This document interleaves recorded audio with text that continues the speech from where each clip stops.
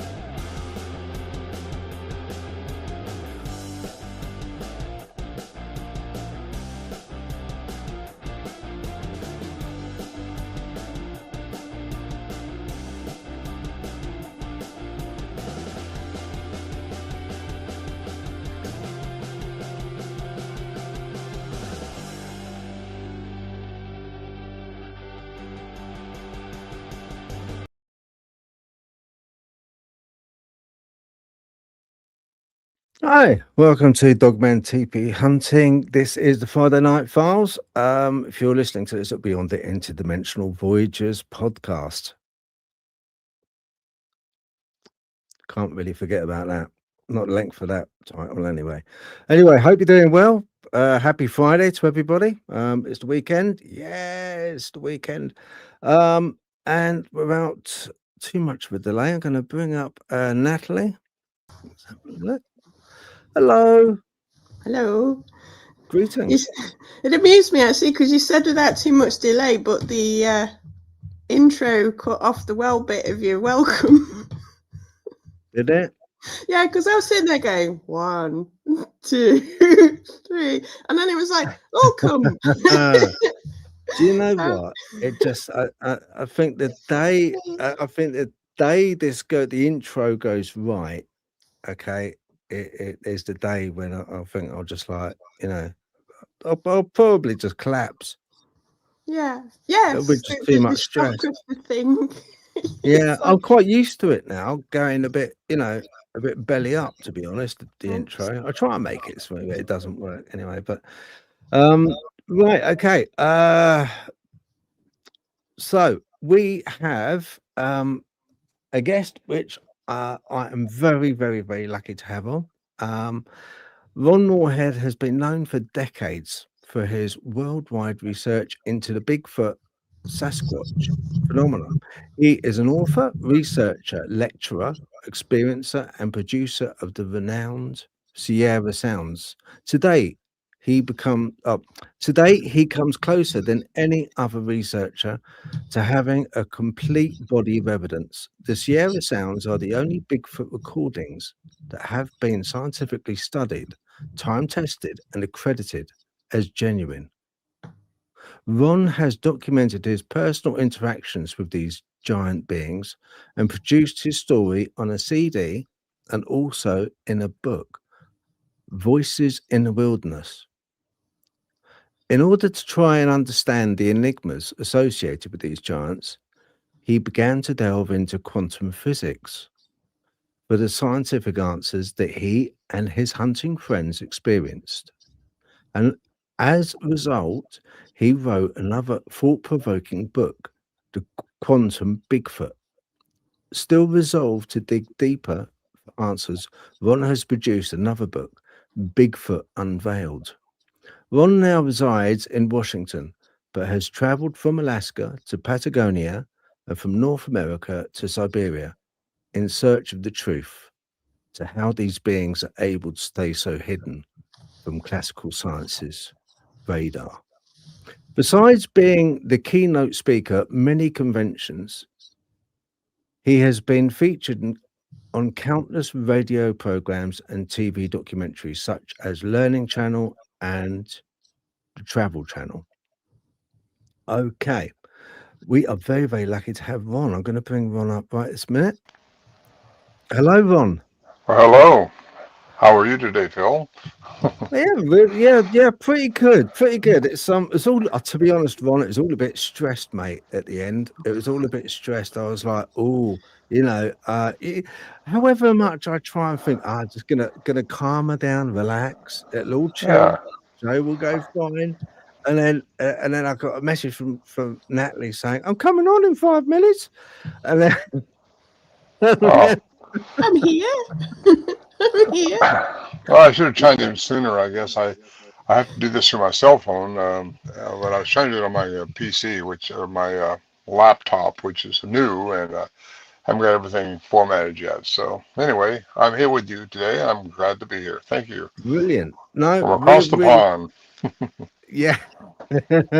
We're pleased to have you on, really are. I've been wanting to talk to you for a long, long time. You were almost an untouchable to me, to actually sort of get hold of. So I'm very, very lucky. I do feel genuinely lucky that you. Oh, thank you, Phil. That's nice to say. Nice to hear you.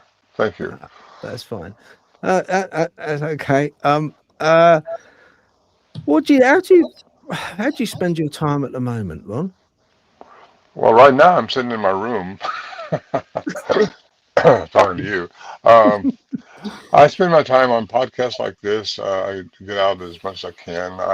Not in the woods as much as I used to be years ago, but I'm in my 80s now, and I just don't need to do that anymore. I've been quite a few places. I've been very fortunate in my life, and still am. I'm a very lucky man. Very very fortunate to have the life that I've had, and I'm glad for it, and I'm glad it's brought me to where I am today. Being able to talk to folks like you. Oh, that's lovely. Thank you. You don't look in your 80s, mate. You really don't. Well, thank you. Things do change, though. Yeah. Life itself is, well, anyway, I'm into physics where you don't die, you just change forms. So. Yes, indeed. Yeah. Do you know what? I can't wait to have a bit of a deeper dive on that. That's one of my specialties. That's one of my specialties. There. Yeah. All right. That. Yeah, I like that. Right. There was something I wanted to ask you just to kick this off, because we got a limited time. But I'm sure you haven't been asked this. Like, I don't know. Maybe this will be the 1,000th from 1 million. Who knows? But it's all to do with the Sierra sounds. Let's just have a quick chat on that. For the listeners who might only know Bigfoot as a myth, can you take us back to with the Sierra sounds, that hunting camp in the Sierras? What was the moment you realized, Ron, you gone dark, Ron? Haven't finished my question, Ron. I wonder if it's the internet, because it's been a little bit shady the last 2 or 3 days. It may be. I was a bit worried about connectivity, or it's the new laptop. Oh, do you know? There's always a risk when you start using new tech. It's he's gone off at the moment, but I'm sure he'll come back on. I'm sure he'll come on. Yeah, because I was a bit worried about that, because my internet's been in and out for a couple of days, and I was thinking, it's been really slow. Good phone calls. Oh, was it? It's phone calls. I'm on my cell phone with you. Yeah. And my phone keeps ringing, so I'm sorry. But, it's okay. One of my daughters, and I'll call her later. So, yeah, okay. Where were we? 1971. Yeah. If it's urgent, that's fine. If you've got to take a call urgently, me and Nat can kind of just have a chat, and you can take that call. How about that? Yeah. Well, it'll take. No, it's one of those calls that I need to talk a little bit. So we'll call her later when we get back. Okay then. I'll call back. Thank you. No worries, mate. That's fine. Right. Sierra sounds. Okay. Right, for listeners at home, basically, What was the moment you realised that sounds you were recording weren't human and weren't known animals? The Sierra sounds were analysed by university crypto linguists, evidently. Um, what was the most shocking thing they discovered about the vocal range and speed of these creatures in their speech?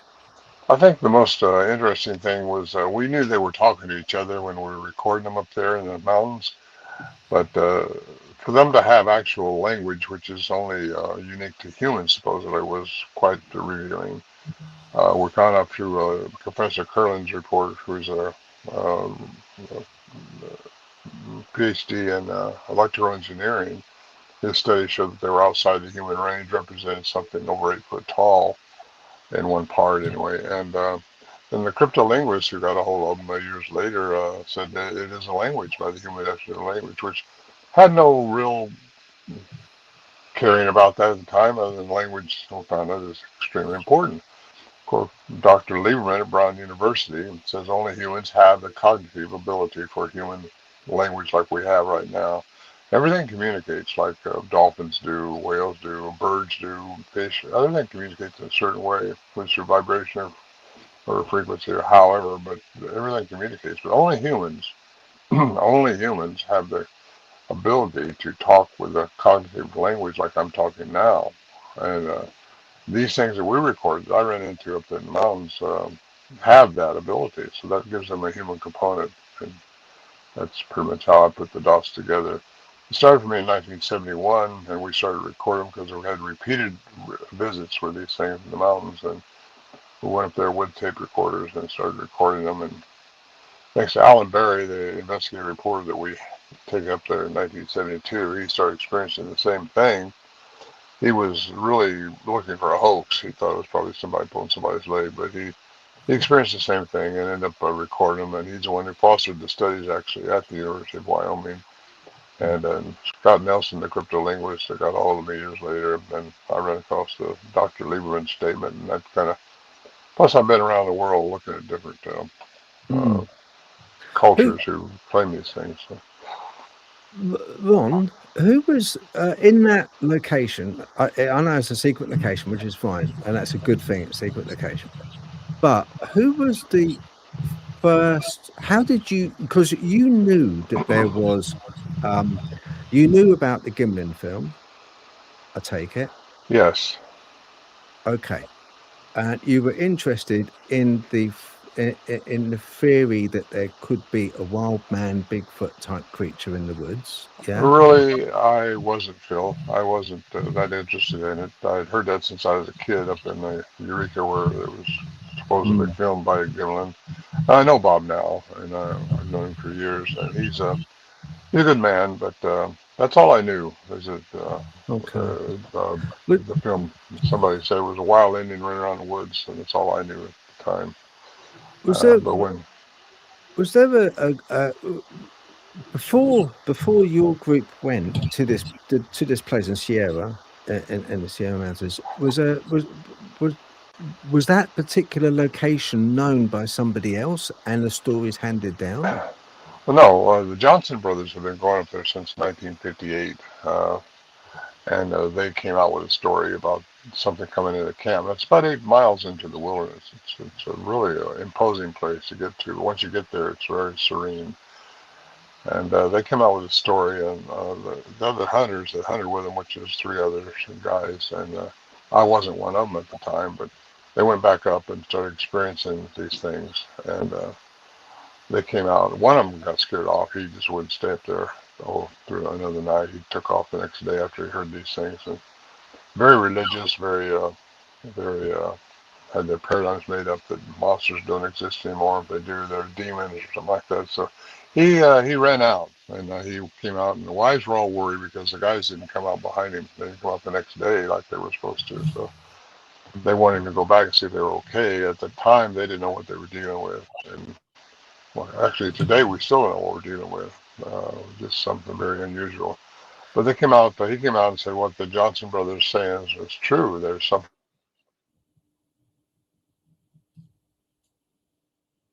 they said, "We got to go back and see if they're okay," because they were all my friends. I knew them all, and I kind of was interested then. And Donald, the guy that came out, he said, "I'll go back if you go back with me." So I went back with him. We walked in there, quite a trip. And we walked in, backpacked, and got there. The guys were okay, but that was my first entrance into this camp. And it wouldn't be my last for sure. I started going back because when I first got there, the guys were all packed up ready to leave. They were just had spent an extra night. So he showed me. I seen tracks. I heard some sounds they'd recorded because they went back with little cassette tape recorders and recorded them. And I started going after I got out. Started going back as often as I could get somebody to go back with me. And I just spent a lot of time up there wondering what this is all about. All religious, we're all in the church and stuff like that, which not now, but we're all spiritual, like it or not, we are spiritual beings carrying around a biological body. But anyway, I started searching the Bible, searching where giants came from, because these things are huge. Whatever they were, they left huge tracks and obviously very big. So I didn't get very far with that. I only got to what we heard in the King James Version. So I started researching over the years. I've researched and got back all the way into Mesopotamia, where giants were supposedly came down, fallen. Well, you get the Sumerian text, you get into all this stuff like that, but it kind of took me away from not so much Bigfoot, but what they're all about, what we're here for, and what I got a bigger idea of why this all happened to us up there. And it's basically to bring me onto programs like this so I can talk about it to people. Whatever these things are that we encounter, they have a vocal mechanism much more expansive than what we have. They can reach frequencies that we can't reach.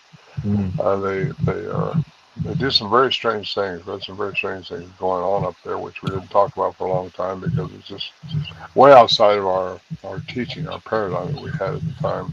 Yeah. I'll tell you what I'm going to do. I'm going to just get us a bit more cozy. Hang on.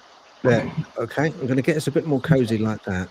All right. So we're a bit more bunched up because you were on the phone, Ron. So because you're on the phone, you're on a portrait sort of thing. So if I put us all on portrait, it's going to be a bit more even Stevens for people. I feel very cozy now. Yeah. When you were getting these vocalizations, this was what, 1971? 71 through 74, 76 actually, yeah. Okay, right. Did you have in the camp at the time any realization that they were there other than the vocalization? Did you see? Well, yeah, you hear their telltale signs, or in a big crack, or knew they were around. We'd sit out by the campfire until we heard something like that. Then we'd go inside the shelter, which we thought was our safety net. But we all had firearms. It was a hunting camp, and didn't know what we're dealing with. So you didn't know if you're going to shoot your way out of something or what was going on. So I bought a pistol, a high-powered pistol, and everybody had some kind of a weapon that would protect us. So even though the sounds were horrific, we never shot at them because we never wanted to, really, unless we were attacked. And that was the only reason we had the firearms. And they didn't attack us. They just messed with us, actually. And they were coming in taking our food. We thought they were coming in after food for a long time. I mean, they did take our food, but only the food that we left out for them. They wouldn't ransack our belongings. It's a long time ago now, Ron. I know it's a long time ago, but can you remember, was there anything else that happened in the camp which, I'm not putting it down to a big, hairy Bigfoot, but was there anything which you would say was paranormal? Anything that went on around the camp? Anything which, for instance, was there any voices? Did you hear? Was your name called? Did you hear any voices like that? Was there any movement of our items? I'm sure I put that down there. Well, there's a lot of paranormal stuff happened. We call it paranormal now, but paranormal, all that stuff is just things we don't understand. And we have to seek to understand those things, fill in those gaps of our knowledge. We had our camp, I thought one time, we thought all our belongings were being thrown down the hill there, and just being tore apart. We thought that was what was going on out there, very ruckus sound. And look out there later when it all stopped and nothing had changed. So that was kind of hard to put a finger on. A lot of strange things happened up there, which was outside the vocalizations that we were also hearing. And so didn't talk about that stuff for a long time because Al Berry, who we took up to, who was the investigative reporter who fostered the sounds at the University of Wyoming and got me into all this publicly. He said stay with science. He had a master's degree in science. He said you got to stay with science. Don't talk about the strange stuff or they'll laugh you right out. We got something going on up here, but we couldn't talk about the weirdness that went on until I got. But I'm always curious. I think every problem that exists has an answer. Otherwise, it wouldn't be a problem. So we have an answer for everything that's out there. It's just a matter of delving into it and looking for it. So there's one time, well, so many things. I write about that in my book. So books, I've written 3 now. Whispers in the Wilderness, isn't it? Whispers in the Wilderness? Voices in the Wilderness. Voices in the Wilderness. And that'll be available on audiobook probably within a week or so. We're getting that up online this week. Cool. So, but you can order it off Amazon or off my website. Yeah. Look, I shall show the people at home. Because just so that they know where to go to. Let's have a look. What is it? Well, my website is ronmorehead.com, and all the stuff I have, my CDs. I've produced a couple of CDs too with the sounds on them, and those CDs are downloadable. You can download the books too. You don't have to buy the paperback. You can buy the book. Yeah. But the audiobook, which would be, Can you see that, guys? Can you see that? Okay, that's the Amazon. I just put in Ron Morehead and it comes up right here. Okay.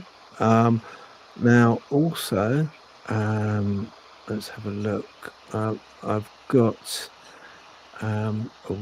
because you've got a website as well, haven't you? Yeah, that book is my chronicle.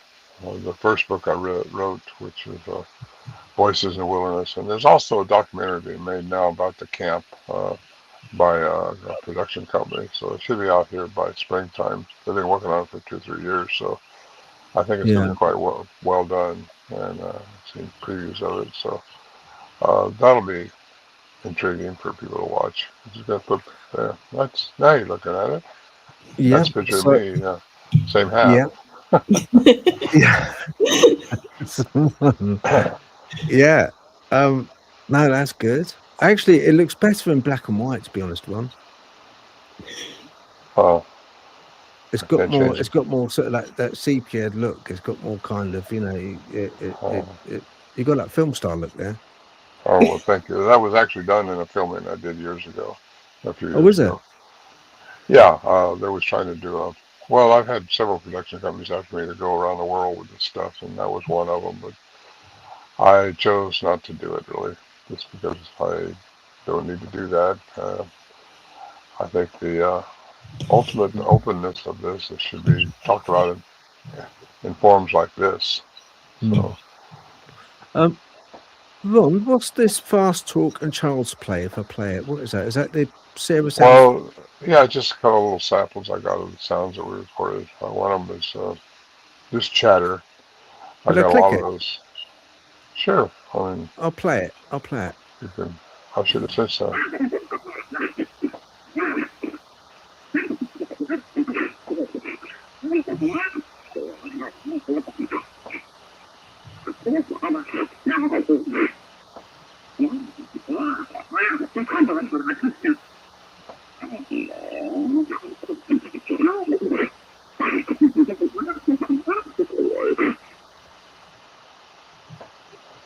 Of course, we were accused of playing those backwards and all kinds of stuff to get attention, but according to the professor who studied it, was an engineer, a PhD in engineering, very high qualified person. They were not manufactured to play backwards or forward or anything like that, not speeded up. These things just talk very rapidly, and which tells me they have a much larger brain than. I was going to play it again, just really. I was going to play. It's only 27 seconds. I was going to play it again if you don't mind. Sure.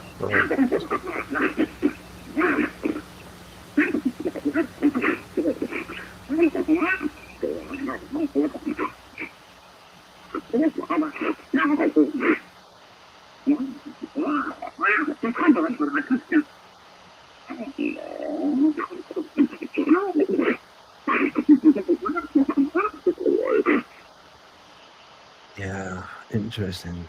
Yeah. Child's Play, let's have a listen. Let's do it.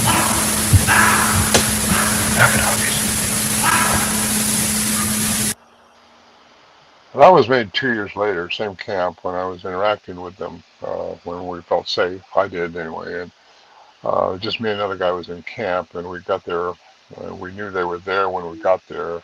Actually, they were around us when we took off with our horses and mules earlier. Discovered all this later on and put it all together. But yeah, it was quite a. That's not. I saw one for the first time but I saw one went by. Called the Samurai Cry. There's a little one and a mother, we think, right there. And the big one that was behind me was the male, and he was going down to them when I saw him whipping through the woods there. And really, there's no 60-cycle hum, nothing, no evidence at all of those being manufactured. And we also had another PhD in sound at the Texas A&M. Listened to him briefly. He didn't do a study on it, but he said that represents something about 8.5 foot tall compared to the human vocal mechanism. The sound was too huge. Also, I.E. Tybal Institute in New York City, where Al took the first time. They listened to him, but again, they didn't do a study. It cost too much money. And they said it represented something too powerful for human-made, the sounds. Now, what you heard there was what the cryptolinguist seems to think was their vocalizations slowed down to something maybe I could understand, because you can hear this on my second CD, where I was interacting with them, and they were trying to say something to me. I just don't know what it was. To this day, I don't. The cryptolinguist can say it's a language, but he can't tell you what they were saying. You can only say it's a language by the human definition of language. It means a cognitive things like we're talking now, which makes sense, I hope. And anyway, it's pretty interesting stuff. And what we don't know is the range of their vocal ability.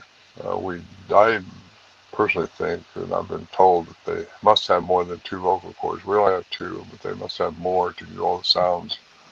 A lot of people will think that they're hearing other languages or something like that in this. Maybe they are, but what we were hearing up there was just rapid chatter like this, back and forth. And it was really kind of exciting, to be honest with you. And the 1974, when I recorded that one, that big little one you just heard, that was when, I believe there were 3. The big one, the Samurai Cry Out, which everybody calls it Samurai Chatter now, but that was a different type of sound that we had earlier in the 71, 72, because I think the sounds we had in 71, 72 were intimidating. They were trying to drive us out, I think. That's just our opinion, because they were so, but I think the males do that. Yeah, I was going to ask that. I was going to say, was there any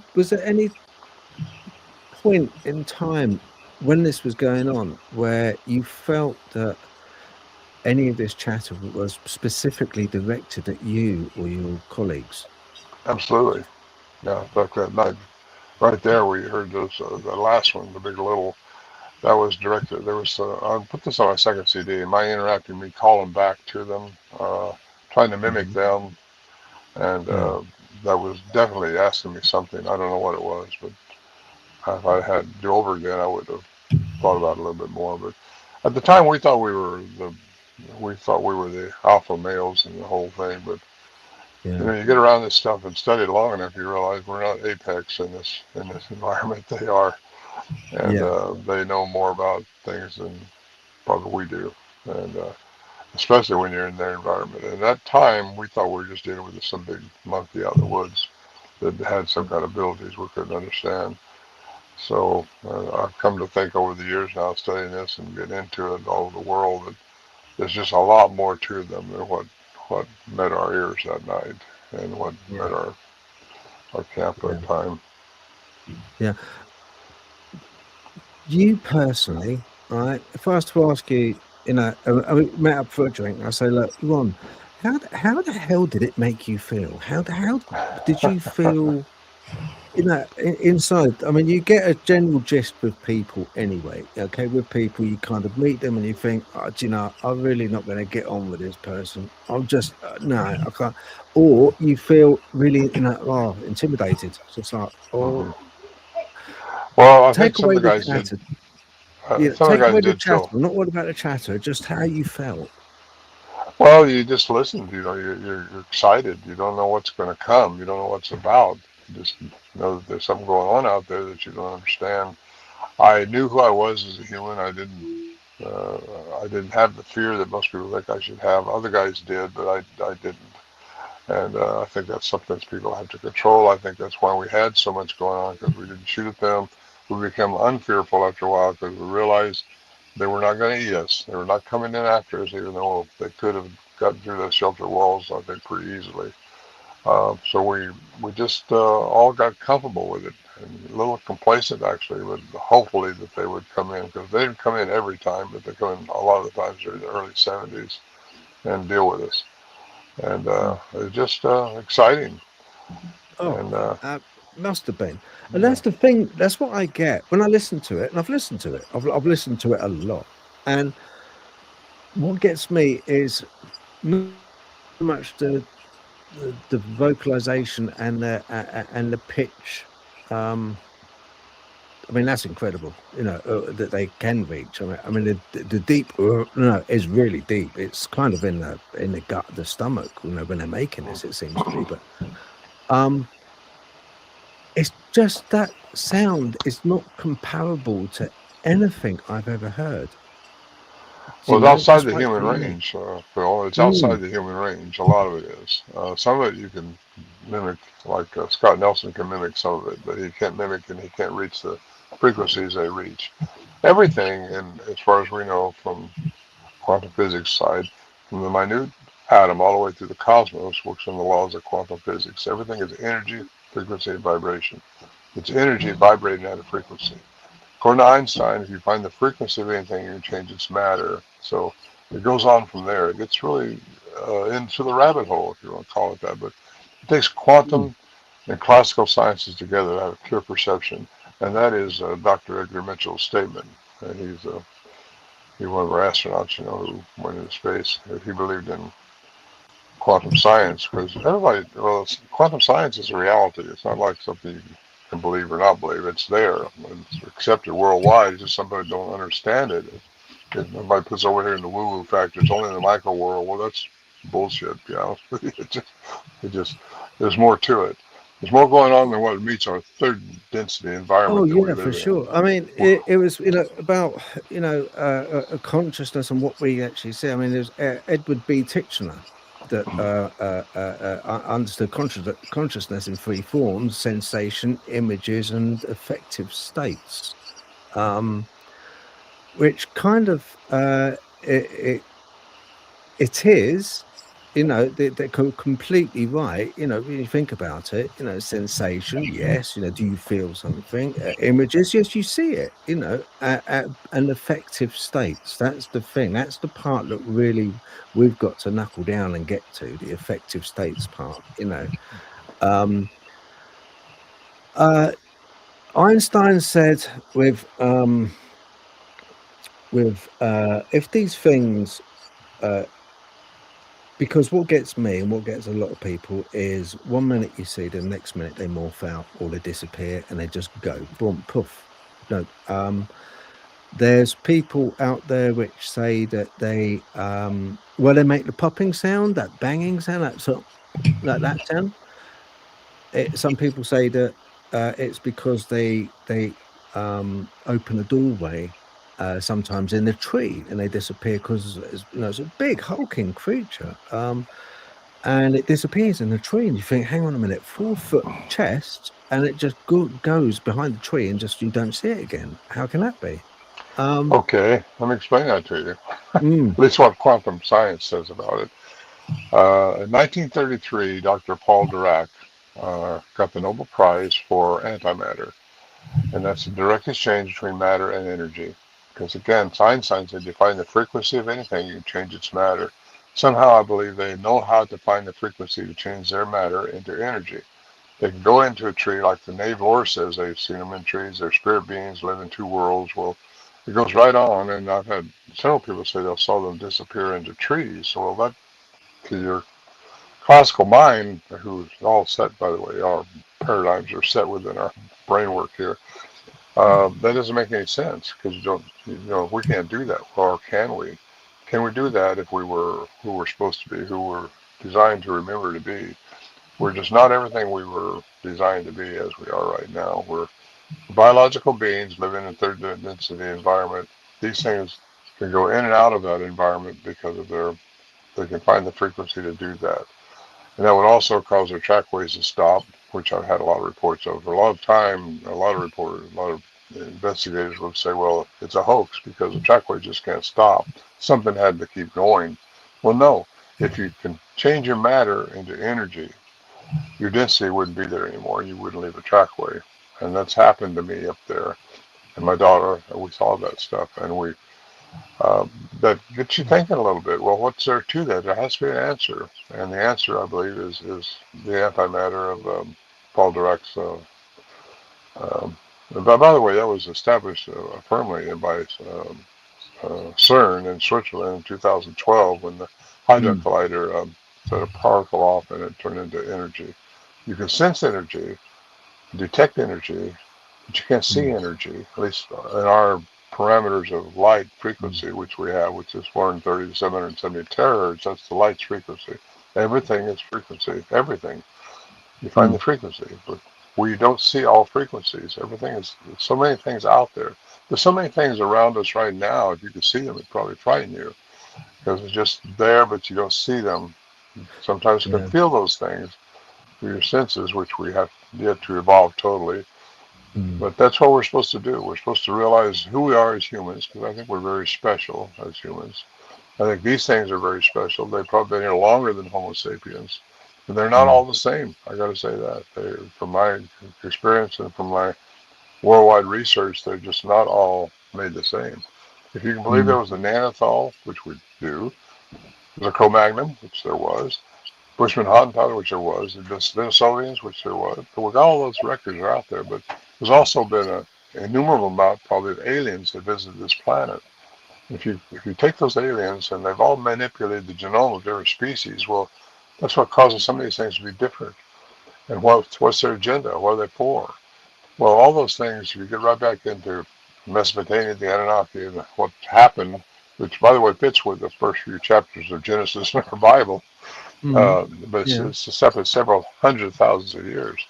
It's not just 6 days. But those stories all came from the Mesopotamia tablets, which have been deciphered now. They found them, and they have started translating those Sumerian records. Because it was 2012, I think, when they found the God particle, the boson. Yes, that's what I mentioned. And interestingly, if I remember rightly, I think it was around about that time that they what was it now?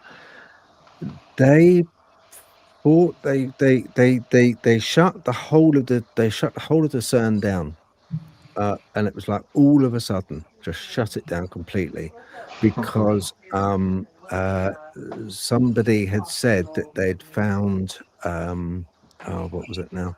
I believe it was antimatter, and then they shut the whole thing down and they said no it wasn't, but then they did confirm they found the boson particle, which flows around everything. It basically gives form to matter. It holds it all together. It's like an ocean. You can't see it, but it's like an ocean running all the way around the room, around you, around me, everywhere. It's kind of holds it all together. The God particle into it. But I think with Einstein, E equals mc squared. Energy at mass. Energy creates mass at velocity. And I think velocity has got a lot to do because these things shift. what we see, they shift. Yeah, it's time light, which is C of the MC squared. Yeah, you're right.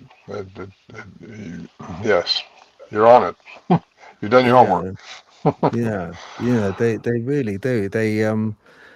I do think that there is a thing of, kind of, I've often thought, well, when I've been out, because why is it that we go out, Ron, into the woods, and we go out into the forest, and it's always there that we tend to see enigmas like UFOs, like Bigfoot, like Dogman. It's never in Walmart. It's never in kind of a parking lot normally. It's never somewhere where it's going to be kind of busy. It's always in high carbon dense areas that we see these entities.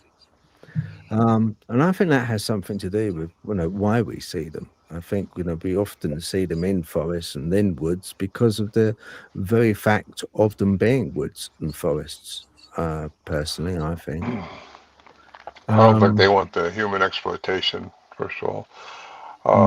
They're not supposed to interfere with our karma, what we're supposed to react to, because that's all life's about, is reacting to what we're coming faced with every day. And reacting to those things is very important to raise our personal density, to raise our personal vibrational frequency up higher. That's how we get out of third density, is to raise our frequency. Because we're all frequency, energy, vibrating. So once you understand that part, you understand how important it is to react to all your circumstances in a positive way with love and compassion. And once we learn to do that, we're raising our personal and be happy about things. This thing, everything. This world doesn't work against you; it works for you. You just learn how to react to it.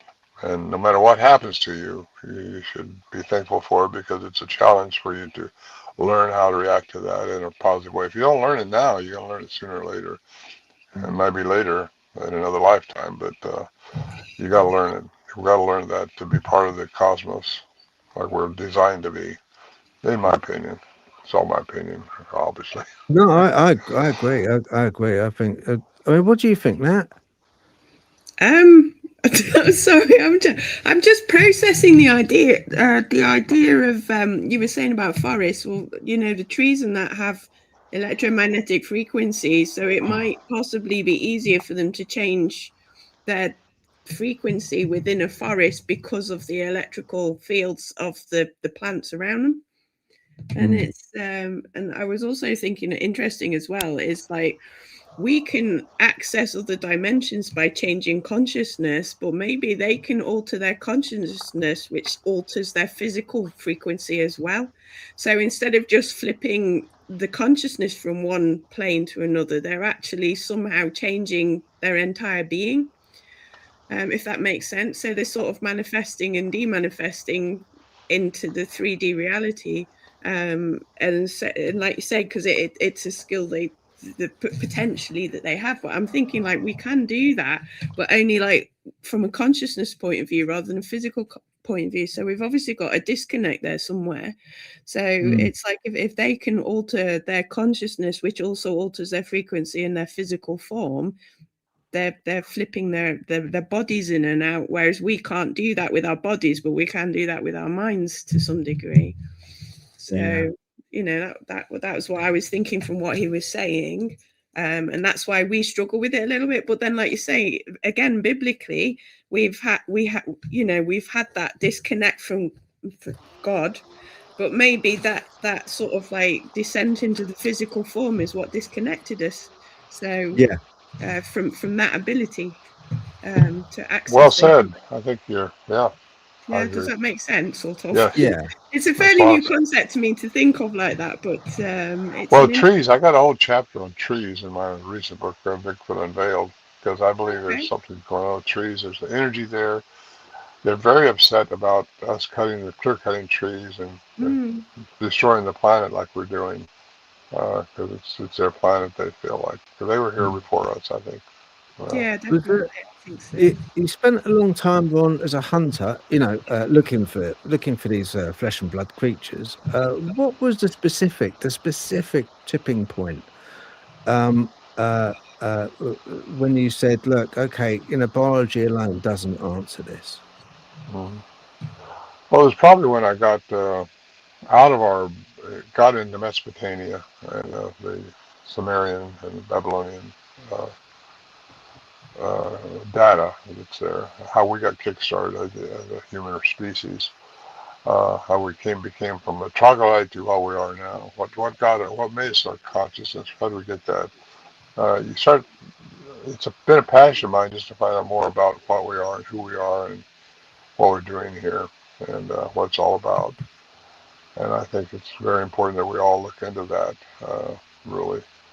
But my tipping point was, well, I don't know, I had one. It's kind of been a gradual process of just learning things as I go, uh, delving into it. And it's been my life's passion now since I was since I was 29 when this started with me, 71. So it's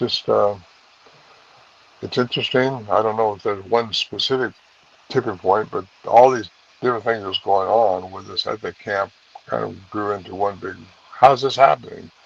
And that's what got me into the rule that governs everything throughout the cosmos, and that's quantum physics. It rides on the Yeah, back of our third density environment.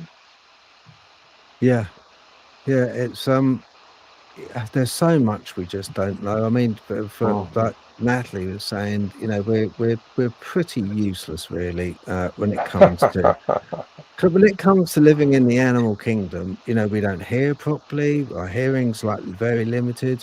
My one's actually got tinnitus in one ear, so I'm even worse than most people. Our sight, we've got a very, very narrow spectrum that we're able to view in. Likewise, we need clothes because we can't keep warm because we have no fur as such. You know,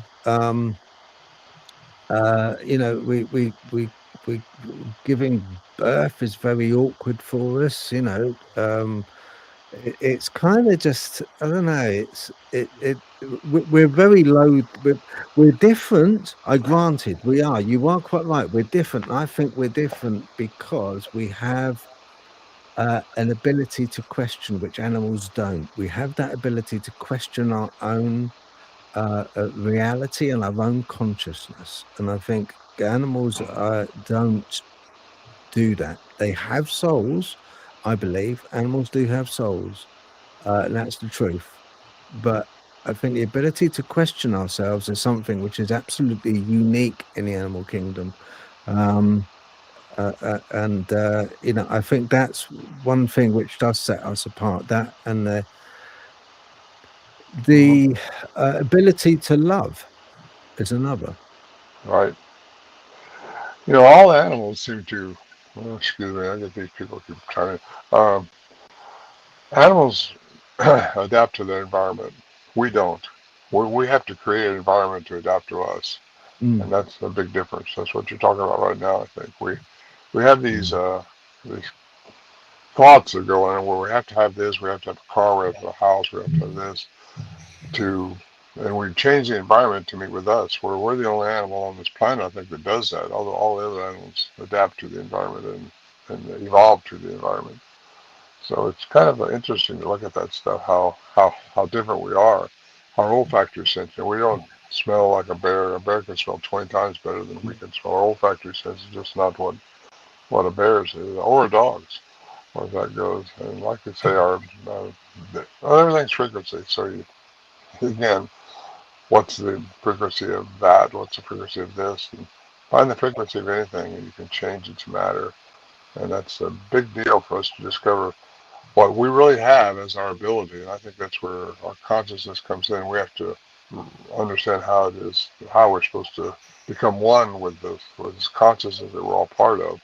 We all think we're separate from that, and we think we are, but we're not. We're all part of this one consciousness, one creation, and that's how I think anyway. And once we learn who we are as a human species and how we can reconnect to that oneness that we're all supposed to be, I think we're all going to be much better off. We kind of proved that, really, haven't we? Because there's been instances where I've cited this sort of account or these accounts in the past, but where patients who suffer from who've suffered coma or had been induced into a coma have very often woken up knowing, and they're basically brain dead from the point of view of electrical activity in their synapses. There's nothing. There's nothing there. Their bodies are alive, but very, very, very little activity in their head. And they've woken up and they've turned around to the nurse and said, "Nurse, thank you so much for coming in and holding my hand. Thank you for telling me those kind words." Or a relative, they've noticed a relative come in and kiss the forehead while they're being in a coma. And I think that's where we have a brain, but also the consciousness that you're talking about, Ron, quite rightly so, is external. I think is an external consciousness. Well, it's an external entity that's inside of each of us, though. We have that ethereal part within us, I think, and that's what can't die. Only our biological body dies. And that's what changes form is who you really are. Who we really are is inside of you. You know, it's who you see me, it's who I see you.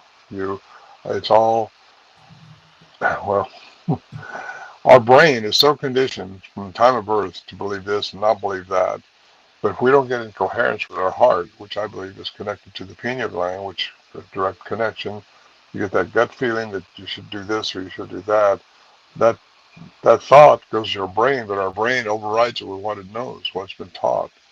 And it might tell us to go over there when the heart says go over there. And that's the ethereal part of you, which I think puts out more energy. Or not, I think it's a fact that your heart puts out the energy, much more energy than your brain. Your brain takes care of your body functions, and it only knows what's been taught. It's like AI in biological form.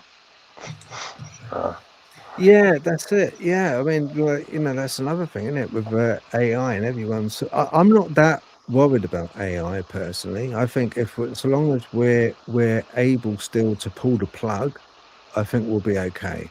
And I think AI is very useful from the point of view of in the medical situations. It's bang on. It can cut waiting lists and it can come up with diagnosis. Because it's able to, you know, structure together,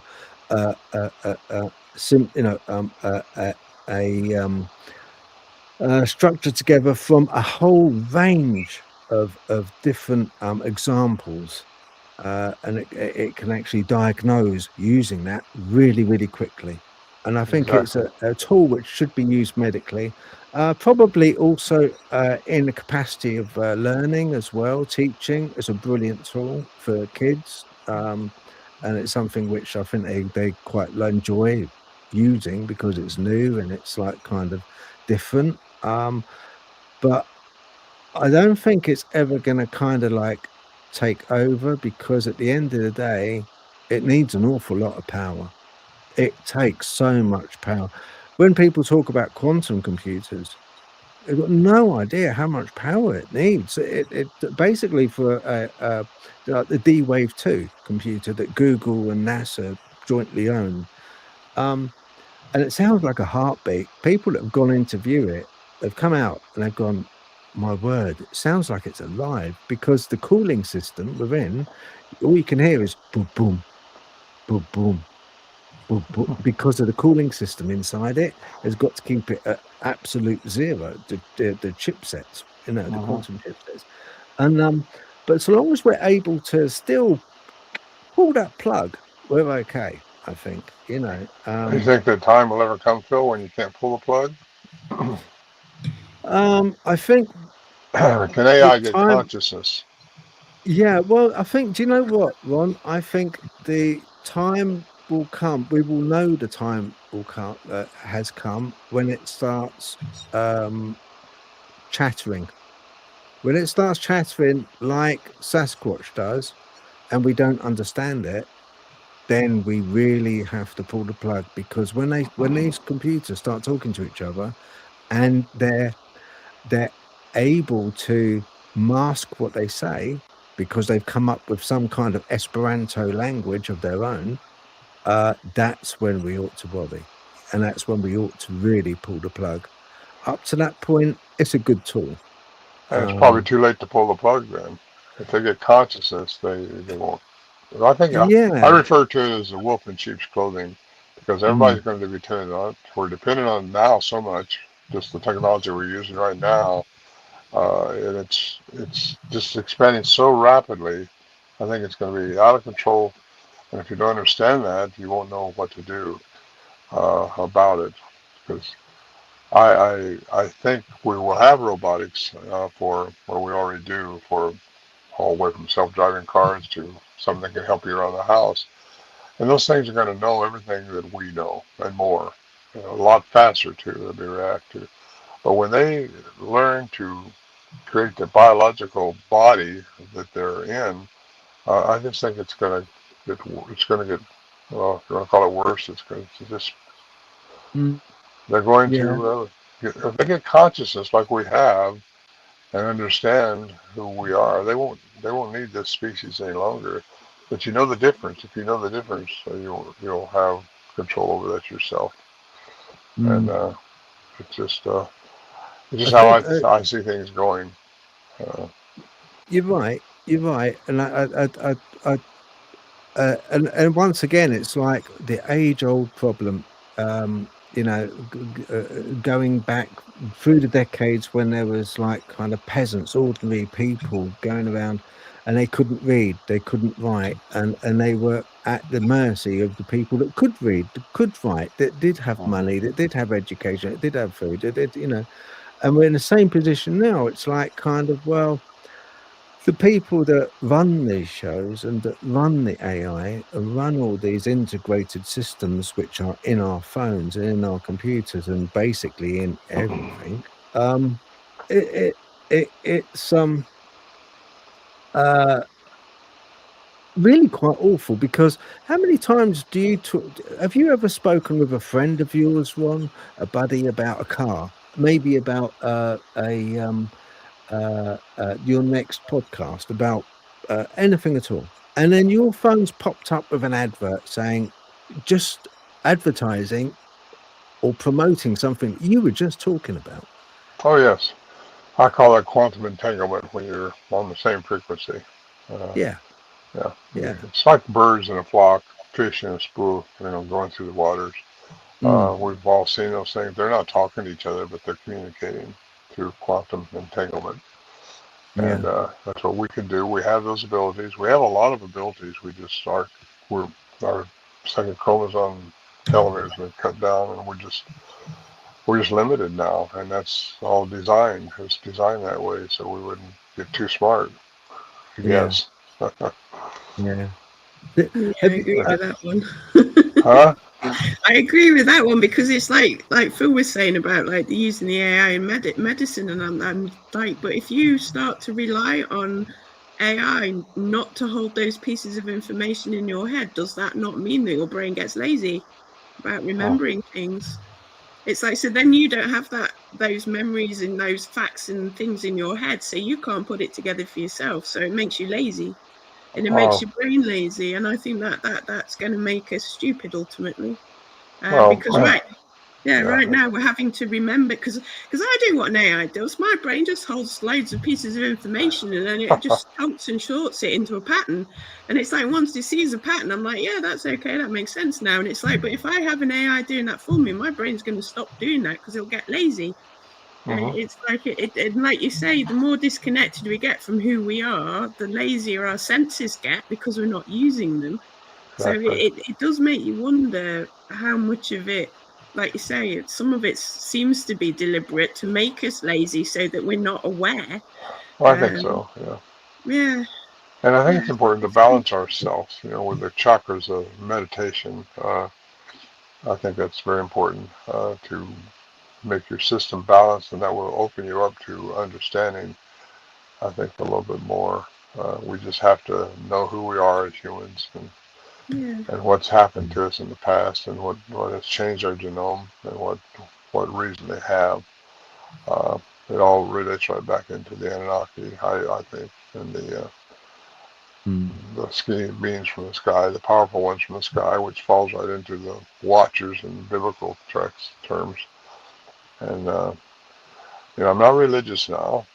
I think I was at one time, but I studied the biblical things quite a bit as a younger man. And I think now I try to reach more into spirituality, which we all are. That's the ethereal part of our being, which cannot die according to physics. We just change forms. And so that part of us has to learn with love and compassion through all our experiences. And I just think that's very, very important. Of course, all to raise our density. Yeah, because that's bigger than living even, isn't it? That kind of energy. Because like you say, it's always there. So when you change form, what we do in this day-to-day life isn't, if we're not connected to that, when we leave this day-to-day life, we're not so connected to that energy. And it's like, it's perhaps better if we are, because then it's not so important. I think once we pass on, we are connected to that. We just understand then, because then we judge ourselves. We know what we did wrong and what we didn't respond to properly. Because once you do, you're not disconnected from it. You are reconnected to it. Yeah, okay. And I think that's how I see it. And that makes sense. And then you get to respond again or not if you've done everything properly. Because I don't believe in hell. I don't believe in those things.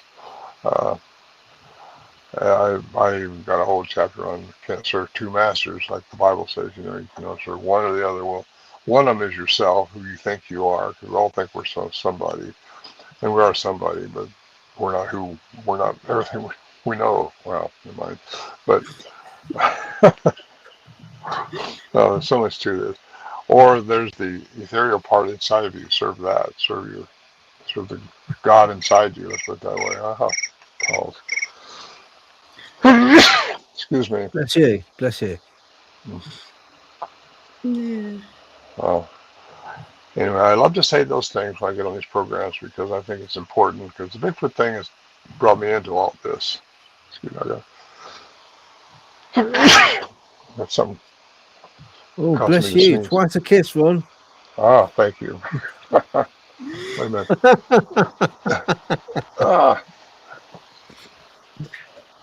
Yeah. Turn my head for just a second. Excuse me again. No. You crack on, mate. Crack on. That's fine. Yeah, I'll join you. There you go. Yeah. I don't know. I mean, so I think it's. I mean, you're in your 80s, aren't you, Ron? Yeah.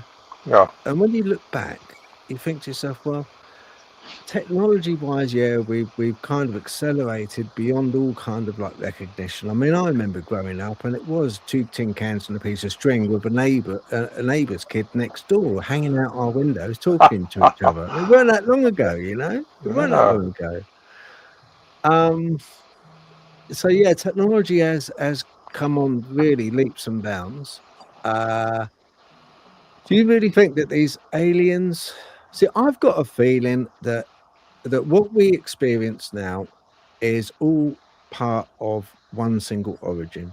It's from one single origin. Now, I'm not going to go all Bible bashy on you and say, oh, it's hell, it's the devil. I'm not going to say that. All right. Good. But I think it's one.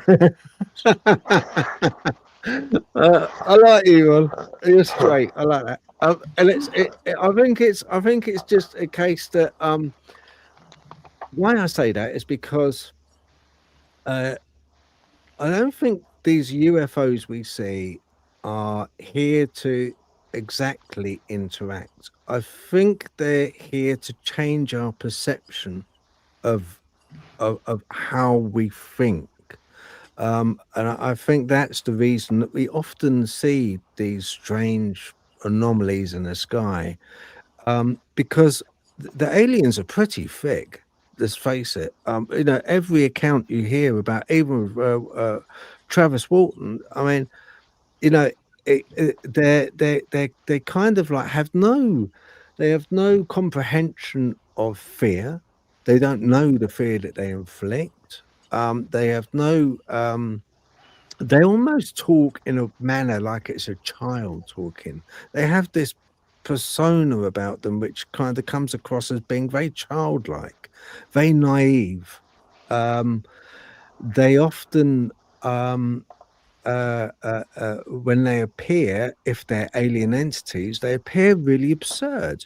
There was an alien entity that was over here, quite a famous one. It was only in Essex, and it ended up looking like a clown. It looked like an actual clown, with antennas coming out and this, and big eyes and very clumpy walking, and Hmm. they're very absurd looking. But I think maybe we shouldn't take them on face value. Maybe we should take them as a perception change. What do you Hmm. think to that? I think going back to the first part of that, I think we're in the age of enlightenment because we've gone through the age of technology. We're going through that now, and it's I think we're all being enlightened into another part of what's really going on. I think aliens, some of them are here to see us through that because they can't interfere. They're not supposed to interfere with our karma, what we're supposed to react to. They're not supposed to interfere with that. It's kind of like the Star Trek thing, where you don't interfere with another culture. Well, what allows us to grow and to be who we're supposed to be in the cosmos is in our karma, our destiny, how we respond to things. I've said it over and over in this program, but it's just critically important that we respond to everything with love and compassion. And once we learn that, it changes our ethereal part into a graduate out of this third density we're in. So I think we're in the age of enlightenment, understanding that stuff. And thanks to programs like you're doing now, and maybe we can share something. Just one nugget out of what I said gets through to somebody else, or one nugget of what you said to me gets through to me. 'Cause I'm here to grow too, like we all are. We're here to learn and to get better. I think we're all going to reach that stage that we're supposed to be at when the time comes, because aliens are going to expose themselves, and probably this year or early next year, if not tomorrow, who knows. But we all are being inundated into understanding that they are here. I think a lot of people are seeing them, a lot of people are reporting them, a lot of people are reporting these Bigfoot things, Dogman, different things like that are coming out of the woods, and people are seeing them. And it just, you wouldn't believe the reports I get all the time of this stuff going on. And I think people are being enlightened right now. They're becoming aware. The biggest thing is becoming aware of who you are as a Homo sapien, as a person created in the image of something very special. And that's who we are. So if we understand that and learn how to become one with that, that's what even Christ said that. And that's another thing. Christ, some people say Jesus, some people say Christ. Jesus was the Christ. Jesus was a man. Christ was the ethereal part, which that's what we're supposed to follow, is those things like that. I don't see a guy floating up in the sky coming back in the clouds like some scriptures say. I see us graduating into enlightenment. That's what Okay. I see. Well, when people often say about the Nephilim being Hmm. Bigfoot, what would you say to those people? Yeah, I've got several scenarios that could work out like that.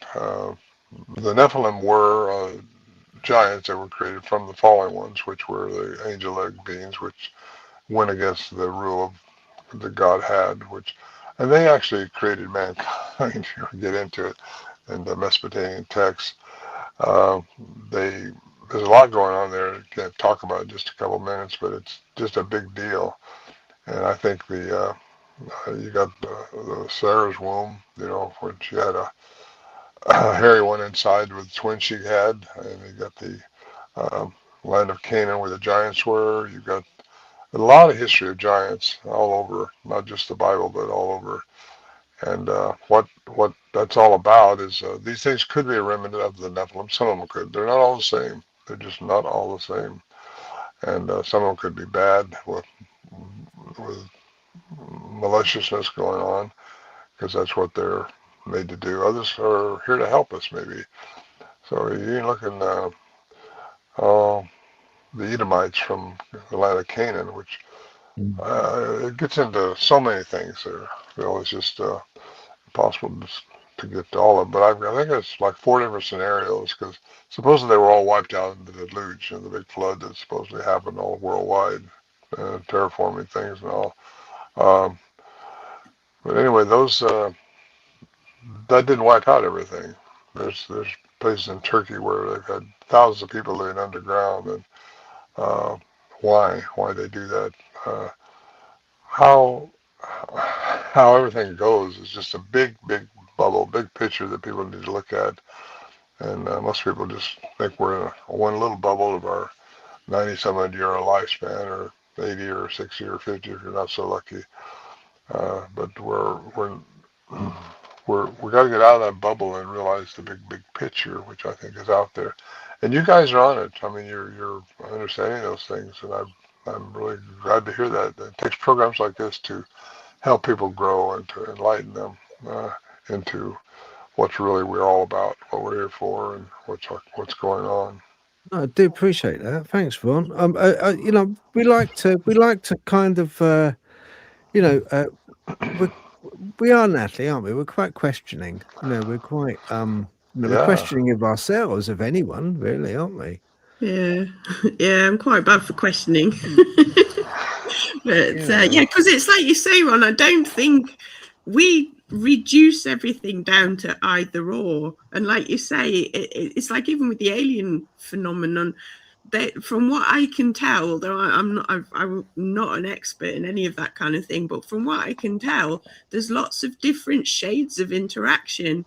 So it's sort of like you're thinking it's not just good or bad, or they're here or they're not, because there seem to be different kinds and different levels and interactions, and some of them are playing with us, some of them have different intent, and it's sort of like it's not one or the other. And like you say, even back in all the ancient texts, it wasn't one or the other either. I think a lot of the time, I think we've oversimplified it over the years into like say because you know, with Christianity, particularly with the heaven and hell, we've just made it one or the other, and it's perhaps not actually that at all.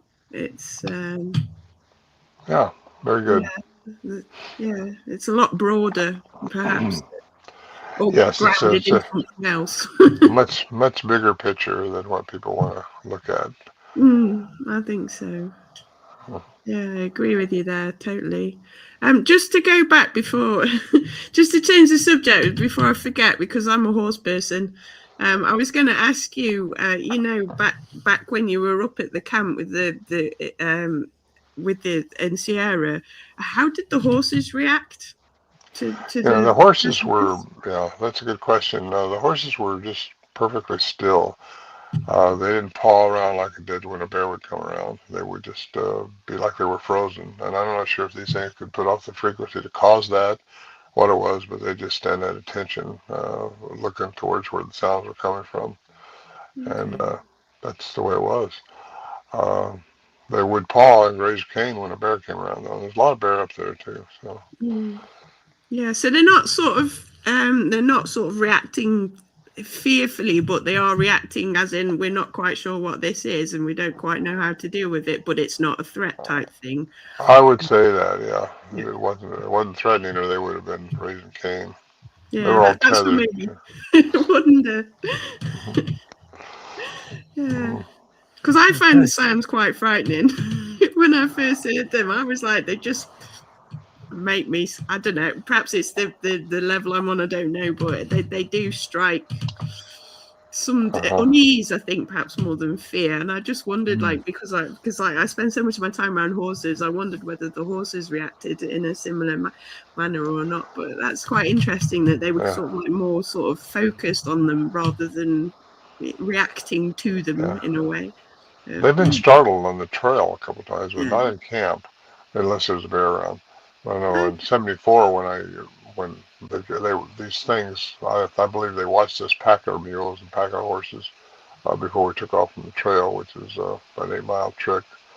Well, the horses got real startled about a couple hundred yards up the trail but we didn't think much of it. It could have been a bear, could have been a deer jumping, it could have been a rattlesnake. In the same area we had a rattlesnake there, 52-inch rattlesnake with 9.5 rattlers on it. I got a hat band made out of that snake, by the way. But farther on up the trail, maybe another mile or so, I ran across, and I was the lead horse. I always look on the trail what's happening, if anybody else has been on the trail. Because we're going to trail about halfway in there, then after that you got to be on your own. But I saw its track perpendicular to the trail, and Bigfoot track, 5 toes. I snapped a picture of it and wiped it out because whatever was up there, we figured, well, maybe that's what startled the horses down below. I don't know, but once we got to camp, they were already at camp. We determined that for sure, 100% the next morning when I looked out the shelter door and saw this Bill's dust cover from his rifle, which he'd taken in the shelter, that fell off, and it was laying inside of a track which had not been mashed down. So that means the track was there before we went into the shelter, which means they were there before we got there. And there was also some alder brush up on the roof of the shelter, which had been twisted off from the spring, a big around, probably two inches around, and 2 inches across, which took an opposable thumb to do that. Those were twisted off and put up on the shelter, we think as a sign or gift or something, because earlier that year we had resurfaced the shelter, the roof, and we do that, put fresh plastic up there and cover it with alder brush, but we cut it off with a machete over the spring and spray it up there. So those were all dried by the time we got there in this time in 74, except for those 2 fresh ones that were up there. And those had to be done before we got there. And it no sooner got started getting dark up there when we started hearing wood popping and rocks cracking together and rhythmically things going on. But Bill and I both learned, just be still when that stuff happens. Don't jump around, start shining your flashlight, trying to look at something, just be still. And we just kept doing what we was doing. I started to keep the fire going, preparing a meal. Bill was messing with the supplies from the horses and mules, and they came in closer. If you just ignore them, they will come in closer. And that's what was happening to us that night. They came in closer. And that's when we both got glimpses of them that night. Very exciting time. When you were up there, Ron, did you see any structures? Was there any X's, the big X's in the trees, or TP structures, or?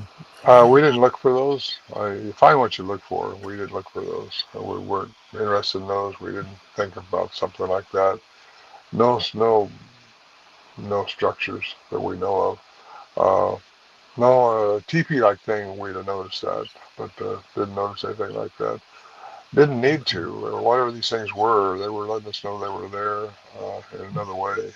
No other hunters were around, so those blinds like that, those structures, you don't know if a Boy Scout team made them or another hunter made them or if a Bigfoot made them.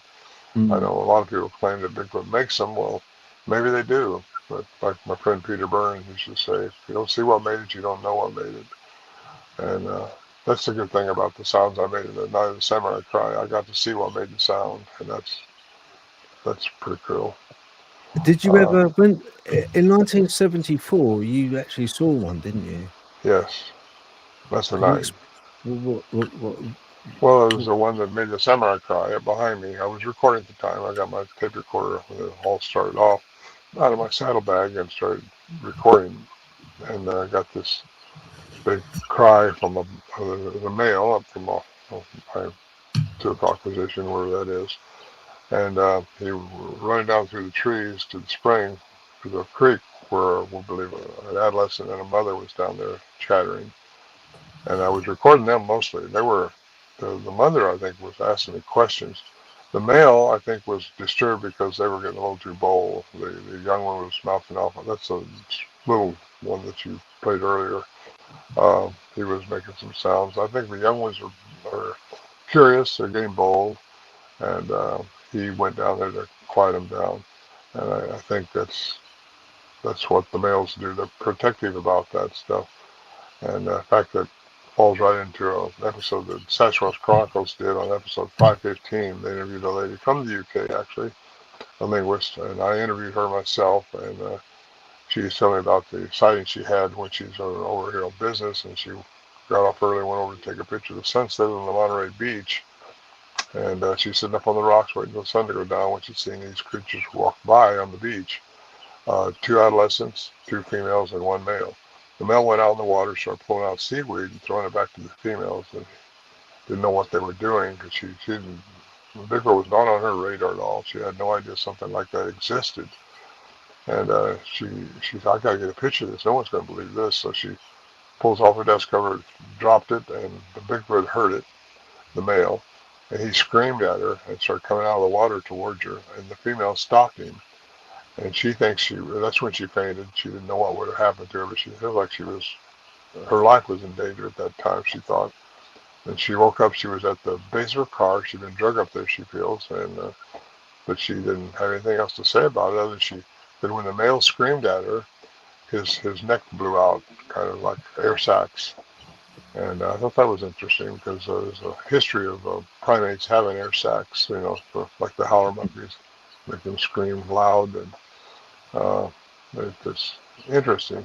She actually said he had a mark on his tongue too, which that is really interesting because on that website of yours, that web page, hang on 1 minute, I'm just going to get it up again because you saying that almost like a frog having his air sacs. To help it 1 minute, I'll just get it up. Oh, here we go. I did notice in the sound, and I think it was this one here. Just listen carefully. It sounds a little bit like a frog, like a.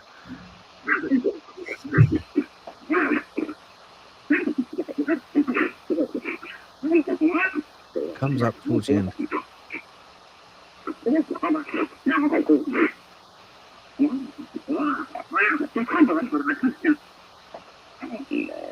That. That.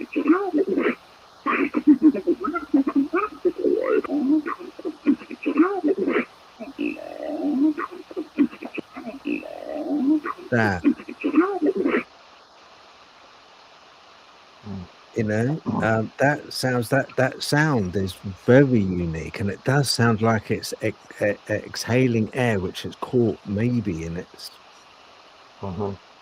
Yeah, according to cryptolinguists, they actually have a sound they pull in when they're inhaling, which is kind of crazy, interesting. Yeah. Yeah. Yeah. They also whistle. They whistle through their vocal cavity, not their lips like we do. That's been established by their whistles were recorded. And all these sounds are on my CDs, which again are downloadable on my website. So if you want to hear this stuff, it's all narrated. They're both about 40 minutes long with embedded sounds in it. So yeah, they're kind of popular for that reason. Did you ever suss out when you were up there? Did you ever suss out? Was there any particular method that you used that you kind of like did get a response out of, and it was like repeatable, or like whistling, or maybe a certain call, or maybe a whoop? No, we found out that they don't respond to that. I think you have to let them be the aggressor. You have to be where you think they might be and just be still and let them see who you are as a vibrational frequency. And they understand vibration energy, I think, better than we do. And you can't be the aggressor around these things. You have to let it happen. You can't make it happen. And I've had people say they blasted by sounds and got a response. But one guy said he got charged after that by something crashing down through the woods at him after he blasted by sounds. So I don't recommend people blasting these sounds. We did that up in Alaska when Discovery Channel took me up there, Portlock, Alaska. We blasted the sounds and got a response from them. But again, you don't know what these sounds might represent. It might be a challenge. It might be, you don't know. They might be looking for a mate. That could be serious. You just got to be careful. Yeah, I had one charging at you. We were just, we were told about that by someone else. Yeah. Actually, someone a Bigfoot charging at you with a That's when you learn to walk on water real fast. Yeah, not my idea of a Good Friday out. No. Is there, Ron? Looking back, is there anything that you would have changed? Anything that you know now? If you could go back, what would you change? Well, probably a lot. I would have been a little more aware of what they were trying to communicate to me, and I would have tried to just know more. Knowing what I know now, I don't know that I would have had the experience that I had then, because whatever my vibration was at that time wasn't as high as it is now. Not that I'm exponentially higher, but I learned a lot more, and I think I've gotten to where I was supposed to be as far as my awareness of these things. If I was like I am now, back then, I don't know what would have taken place, because we're looking for the ape in the woods like so many people still do. And they're more than that, a lot more than that. What we dealt with is a lot more. They're not all the same. Some of them have been diluted down from crossbreeding, inbreeding with indigenous people over the eons of time. I think that's what the Patterson film represents, is one that's been diluted down. She's more human-like. Her trackways look like that, and I got one of the tracks that Bob gave me, Bob Gimlin, and it just, what we had up there was different, and I just think there are different ones all over the world, but that was in California, and it was in the Sierra Nevada mountains where Bob Gimlin was up in Northern California, both Creek, and I think a lot of the ones that are out there now are the ones that have been bred and diluted down by indigenous crossbreeding. And the Native American lore goes back into saying they used to take their women, so, which means they would have 23 pairs of chromosomes instead of 24. Yeah, like but primates. also American Native law also say that they come in and they're like healers. They're spiritual healers, and they help. Oh, exactly. We can do that if we just knew how to connect with ourselves, know who we are. We've got those abilities. Even Christ said, you can do everything I'm doing. He used to walk on water, and I've not learned to do walk on water yet. I got to be honest with you. I haven't learned how to turn water into wine yet. My honesty keeps going. I can't do. You're working on it, Ron. You're working trying. on it. I'm working at it. Yeah, I get wet every time I try that. or overloaded with water, one or the other. Are you okay just to take some questions from the comments? Absolutely. Yeah. Oh, brilliant. If you've got any questions, Nat, you just fire them out. That's fine. I don't know. The only thing that got me with the sounds was like you say, the complexity of them. Because even just listening to them, you can hear all these different levels to it. It's like, and it's clearly communication, and it's like, and like you say, the changing in tone and intensity and the emotional sound of it as well. It's not just noises. Right. It gets me every time I listen to them, and my brain's just like can't even comprehend the layers within it. Because it wouldn't be surprised if they're speaking 2 or 3 different things at the same time. That wouldn't surprise me either.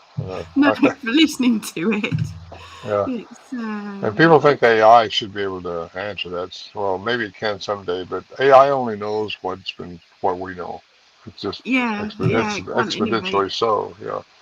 So it just it's an undetermined language according to cryptolinguists. So it wouldn't be able to pull out anything.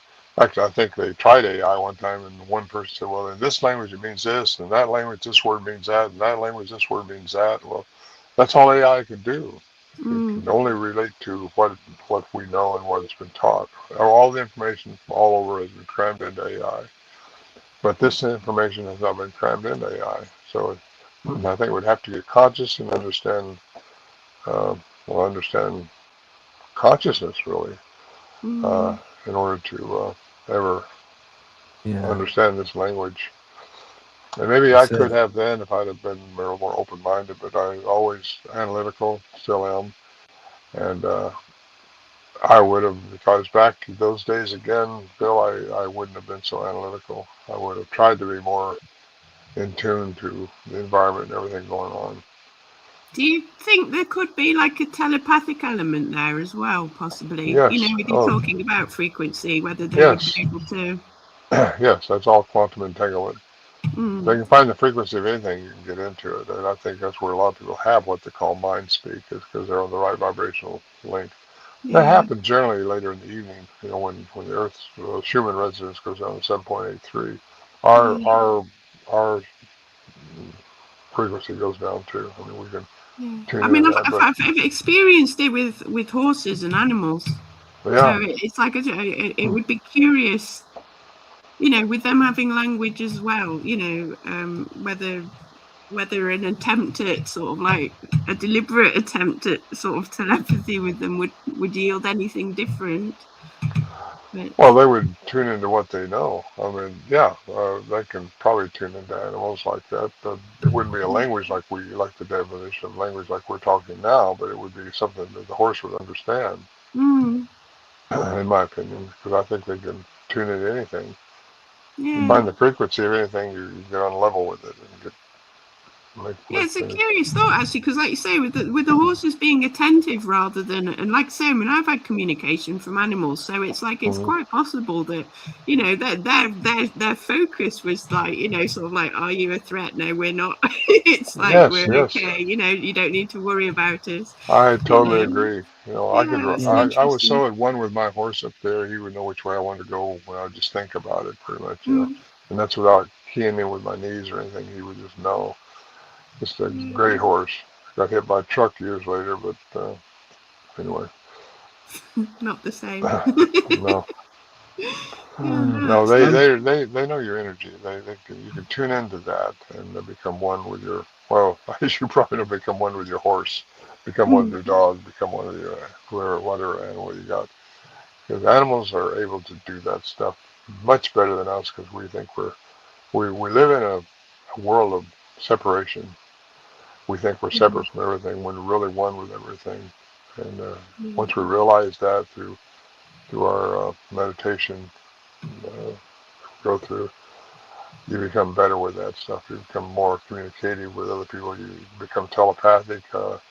Remote viewing is all happens. Some people can connect into that a lot better than others already. That's because of the decalcified pineal gland, which we have, which most of us have it Mm. calcified. And we have to uncalcify that with our diets and all Yeah, that. So, and there's such a thing as the that Christ oil as well, which runs up yeah, through the spine, yeah. and Very good. You're into that. Okay, Phil. I'm happy to yeah, hear that. Yeah, yeah. yeah, yeah, That's what because that's the inside our Christ. heads Yeah. is the Ark of the Covenant. There's actually a gland in there, which Yeah. is the shape So, of the Ark of the Covenant. oh, I'm Um, glad to hear you say that stuff. Yeah. but yeah, I've got Ready Steady Retro who says, did you experience the hitchhiker effect? Yes, Really? I did. Yeah, down at my house, my ranch in the valley, had some things happen there that was definitely not normal. And Bill McDowell, my good friend who packed up with me, has the same thing happen to him. Uh, Yeah, I could tell you what it was, but just know the story. But it's a ticking. We heard some ticking sounds up at our camp one time. This ticking sound was out by our stove area, just three of us up there, Lewis Johnson, Bill McDowell, and myself. And we heard that ticking sound get closer and closer to our shelter. The shelter door was closed, but it came through the walls. Also, it was inside the shelter, the ticking sound. We turn the flashlights on, nothing's there. So you turn the light on, nothing's there. Turn the light off, starts up again. And just stayed there until it came right between Lewis and I. And we thought we're going to grab whatever it is making the sound, because we never had that before.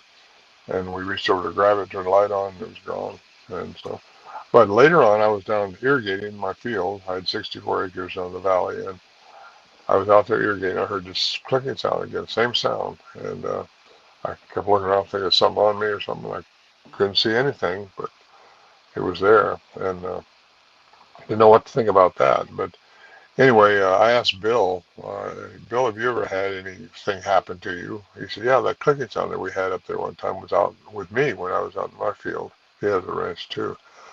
And he said the same thing I did. He heard the same sound. So it's all energy. And if it's energy, they can change their mass into energy, which I think they can do. They can be anywhere, anytime. Time don't exist in the quantum world. And once you get into the ethereal, the energetic part of all this. You don't see it, feel it, but it's there, and you can do anything. We can do anything. Just have to evolve better into it. mm, No, no, we can. I agree. I'm of the school. I'm a little bit of a believer in biocentric thought, I mean, you know yourself. You know, in essence, if we think it, then it it appears, it can happen. We have that ability within us to manipulate what we see, even manipulate outcome with our thought. There's been many times in the past where I've and even little kids, when they go to bed, then they sleep, and before they sleep, they think, "Oh, I wish I had that bike. I wish I had that bike. I wish I had that bike." And then it appears that they get it somewhere down the line. They get it. Your dreams do come true if you think hard enough and wish hard enough. And I think that biocentric thought does play a part, and I think it there's a thread of truth in this when it comes to aliens and it comes to Bigfoot and it comes to, I believe they're all kind of connected, and the one common denominator is us. It is us. They're interested in us because we hold something, and whether that's a soul or something else, maybe we have to witness them for them to exist. I don't know, Good but question. Yeah, yeah, that's a very good thought. Yeah, you find what you look for, and supposedly that's the way it works, and that's what got me a lot of things I got in my life. I learned this from a book I read years ago by Norman Vincent Peale, The Power of Positive Thinking, an old book, but it got me started on how you get things, and that's how I got my airplanes, that's how I got a lot of things in my life. I've been very fortunate in my life. I've had very successful, but it all relates to how you think. If you think positively and look for things, you're going to find what you look for.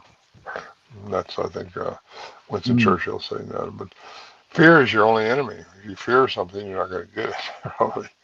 Or yeah, you'll get it the wrong way. But yeah, you're like me, fella. You look for things. You look for the positive side of things. That's what you'll find. Look that's for the right. negative side of things. You'll find that because the universe is going to give you what you think about and what you look for. And Exactly right. Exactly right. I think positivity is does play a key part. Even to the point when you think like UFO hunters will find UFOs, mhm, ghost hunters will find ghosts. right. It's kind of, in a way, it's glaringly obvious in a way. You know, Yeah. it's it's sort of a bit crazy. Larry Luttrell, hello Larry. He's put a question up. What do you think about the connections to cryptids and portals? Certain frequencies they admit. Mhm. Well, portals exist. They're just magnetic anomaly that's on the Earth. How they're created, I think it's still being studied. But can they create their own portals, these things, and go in and out of them? I don't know. But as far as that goes, NASA's been studying portals. It's a fact. They exist. Look at Skinwalker Ranch, too. There's portals there. Uh, what was the other question?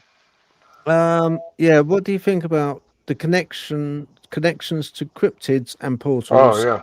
Well, we got the Mm. Dogman, which has been seen quite a bit back east, actually out here too in the West Coast, but mostly back east in the land between the lakes and different places like that. There's a lot of reports of those. I just moved back from North Carolina. I was back there for 3 years and went into land between the lakes and other things. And yeah, there's a lot of cryptids back there. There's a lot of things being seen that that people just describe as something crazy looking. There's little people, there's big people, there's all kinds of things. Again, sometimes we see through the veil, and I do believe that all kinds of genetic manipulation has happened in the past and is happening now because I think the aliens have found this Earth is something they want. They're happy with it. It's really a nice planet in the solar system, and everybody wants to be here.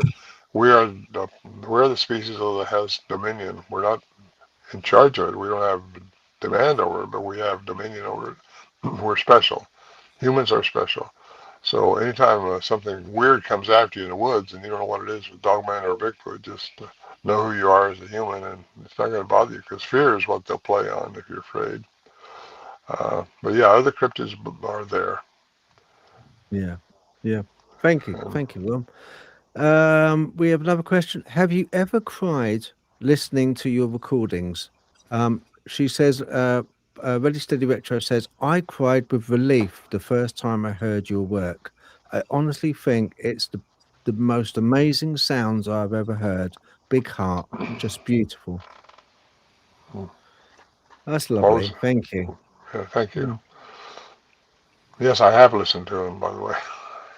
Yeah, yeah. Ron, do you ever get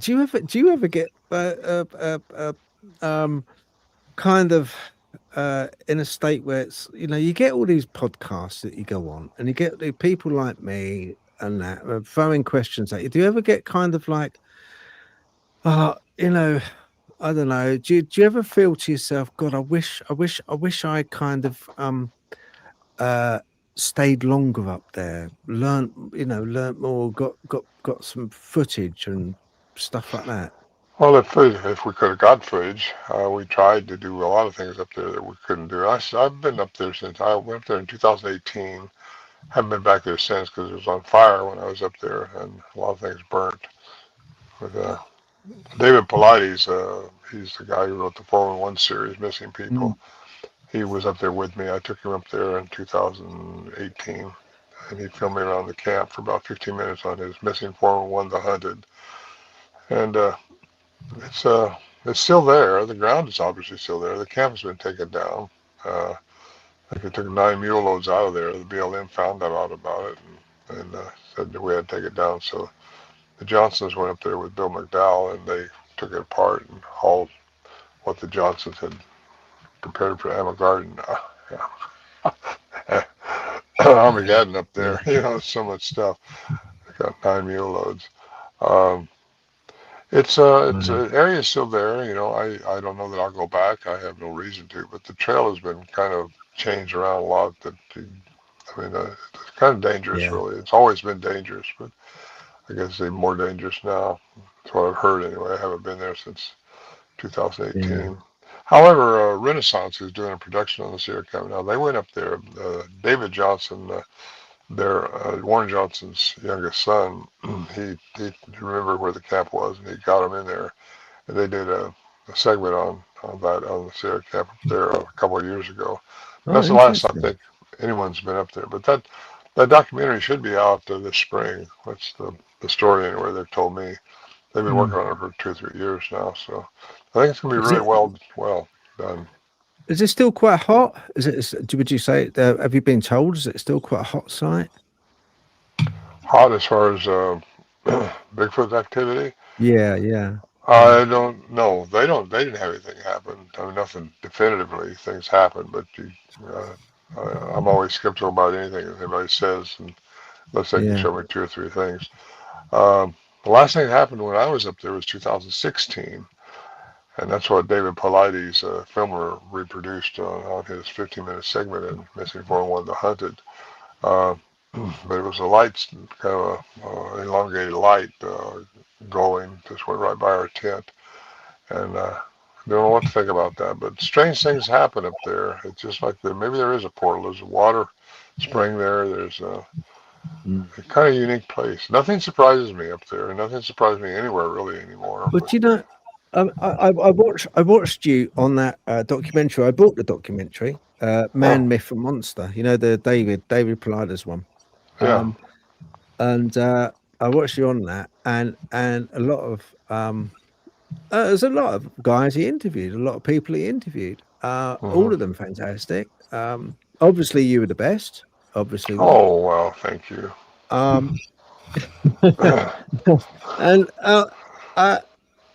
But they're all pointing to the same idea. They're kind of pointing towards a creature that is not confined to our reality. It's something which can not change its reality, change its own reality. It can move between realms.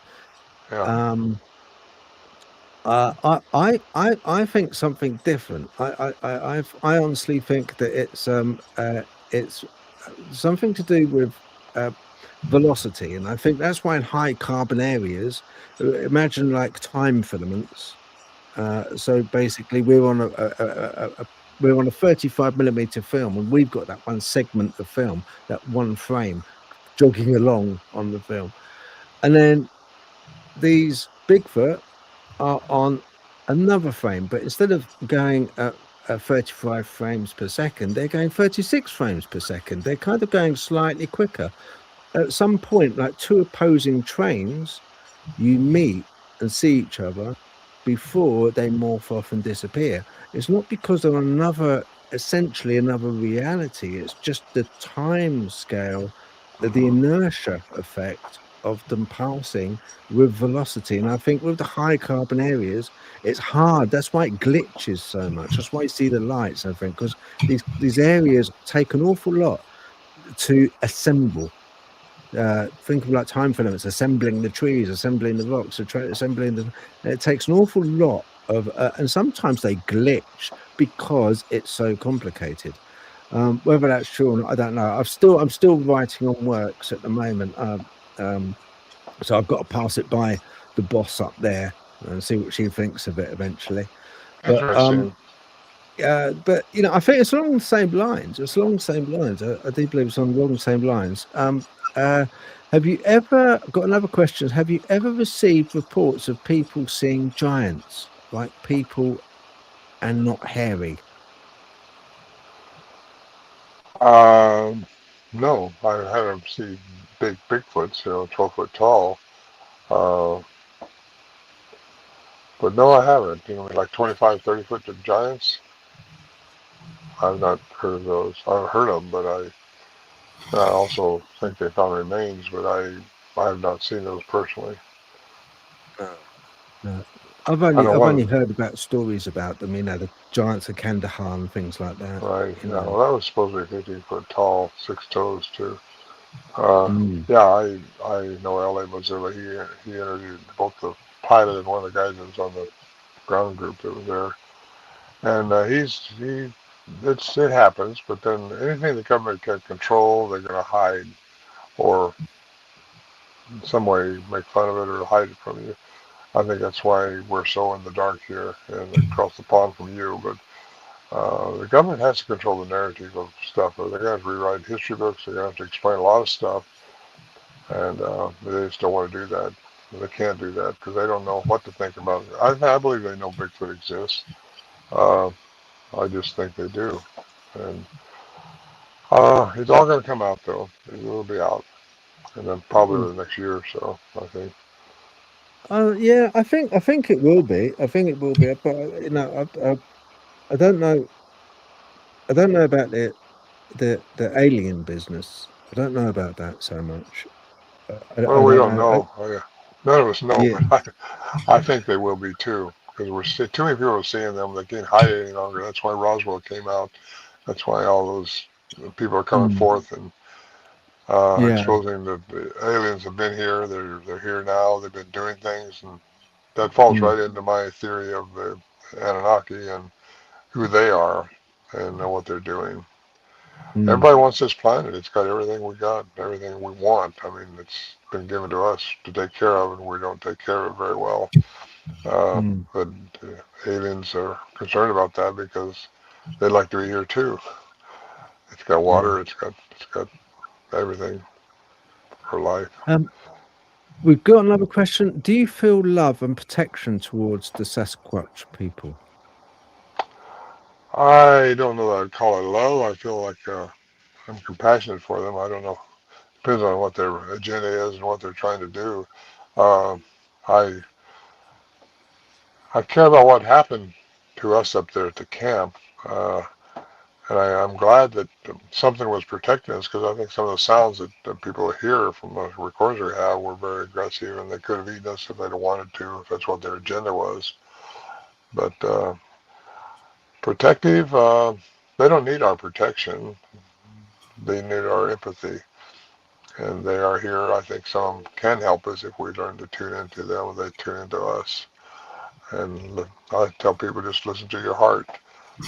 And your heart's going to tell you what to do, not your brain. Your brain's going to override it unless you get in coherence with it. Through meditation, go back and forth to all this stuff all the time, but kind of important.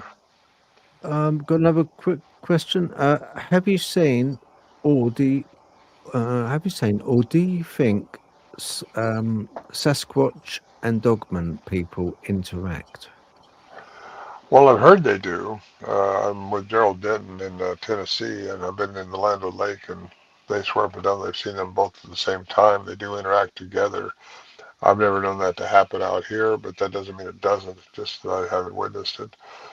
They supposedly have witnessed it, and that's interesting because dogmen a lot of them are very aggressive back there, and yet I've heard of people up in Canada who say they go to where the dogmen are and they're not aggressive at all, very friendly. But and you got some geneticists, a geneticist that I know of right now who's doing DNA on the dogman, and it's got the mitochondrial DNA, which is the feminine side, as human too, just like the Bigfoot. So if they're being genetically engineered, you just don't know what the agenda is.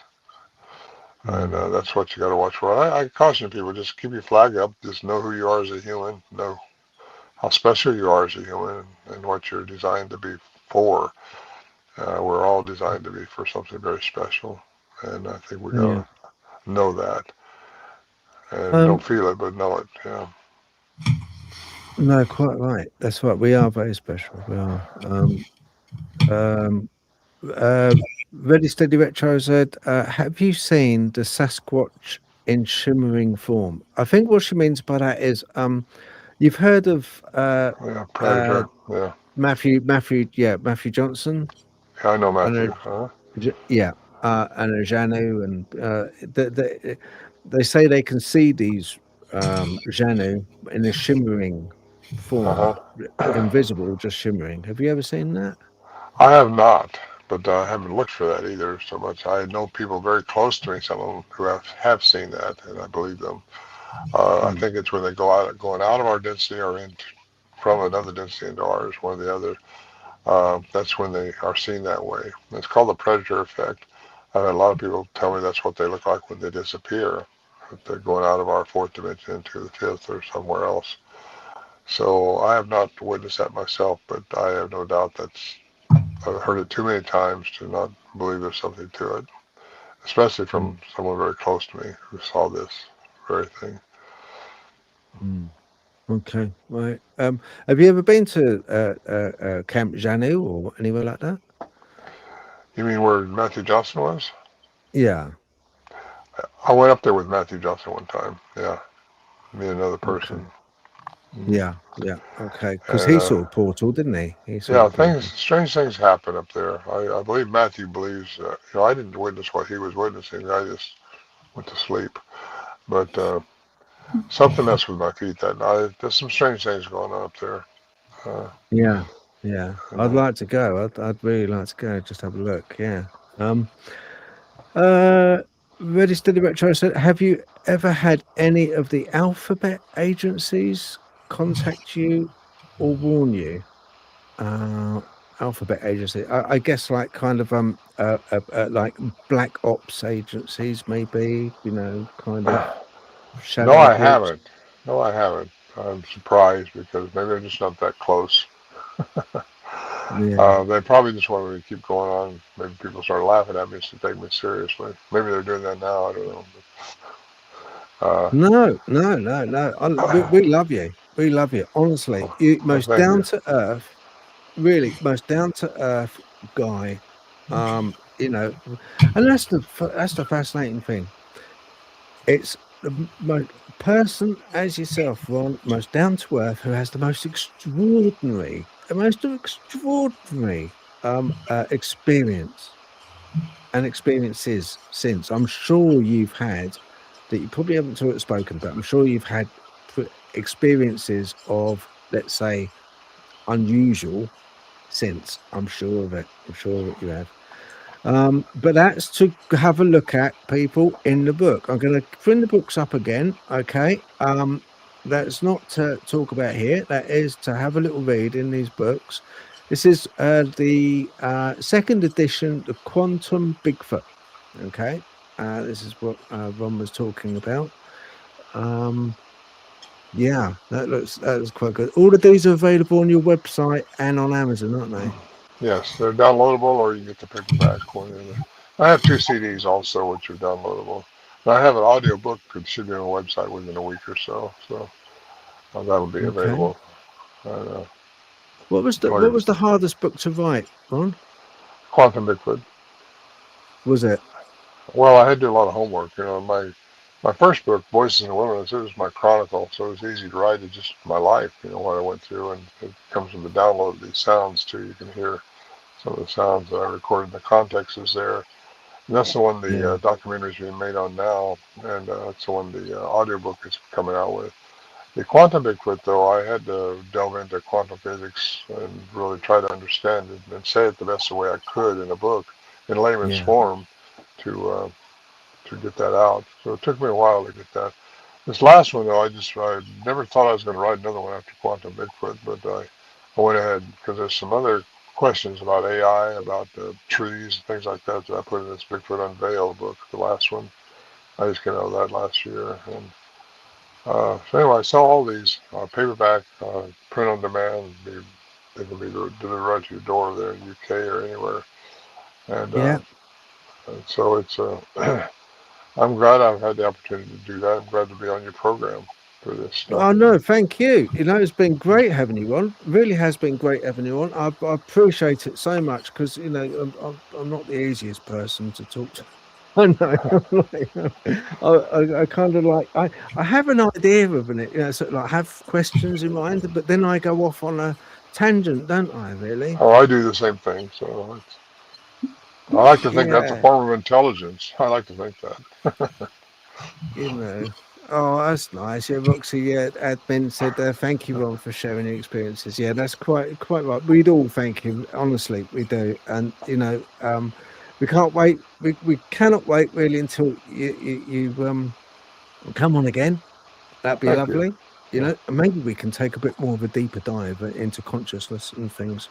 Maybe. Well, I'm supposed to go on another filming here in another month or so, and back east. So we'll see how that turns out. If it's a true film, like they say it's going to be, it's supposed to be good funding for it and all that. So that'd be fun. Yeah. I'll take my hat off to you. Honestly, your energy levels are just sky. I don't know what you're taking, but I wish I had some of it. You got some vitamins. Just vitamins. I try to eat right. I try to eat non-GMO, and you got to eat right to keep your pineal gland decalcified. Working at it. Then I can turn water into wine and walk on water. Water into wine. Well, yeah, I know you're still working on that water into wine. Yeah. Ready Steady Retro said, "Can you tell Martin Groves how amazing his show is, so he could come on too, please?" Yeah, Martin Groves is a good friend. I just talked to him last night. Yeah, I was on a podcast last night that he was tuned into. Daryl Denton and I. He's part of the group I'm with back when I go back east. Because you're doing a documentary, aren't you? Yes. Yeah, you're doing documentary. How's that? When do you reckon it's going to start filming? Hopefully, that's the one I was talking about just a few minutes ago. Next month or two, May maybe, or March. I mean, at the latest March, because that's my criteria. I want to do it before, February or March. Okay. I can't talk too much about that because I don't want to spill the beans, but I don't think I've told everybody, you don't want to tell people where this is or when it's going to be or anything like that, because you don't get it followed in there. It just discredits everything when people know. So, yeah. Well, I've been spreading it. I've got into trouble. I spread so much. Facebook slapped my hand, and they said, "No, you've been spreading so much." Then they've kind of like capped me at the moment until next Friday. But I've been spreading it all about, with Ethan, and all the stuff when he puts it up, I always tag it and go along and sort of put it up onto other pages and stuff like that, just to get the word out, really. Thank you. Thank you. Yeah. Oh, you're welcome. Ready Steady Retro said, "This is an amazing honor to be listening to you here and answering your questions. You are truly appreciated by the UK believers. Thank you, and sorry for all the questions. Dream come true." Oh, bless her. Well, thank you. Yeah, we all agree with that. Thank you very much for coming on. I do appreciate it. Thank you very much, Ron. Take care. Okay, you too. All right. Bye-bye. That was great, wasn't it? Yeah. Yeah. Interesting. Very interesting. I know. What a lovely guy. What a lovely guy. Well, I better wrap up now, Nat. You take care. Right. Right, people at home, I'm going to wrap it. All right. Take care. Thank you for listening. We are so lucky. Brilliant. Right. Okay. Catch you soon.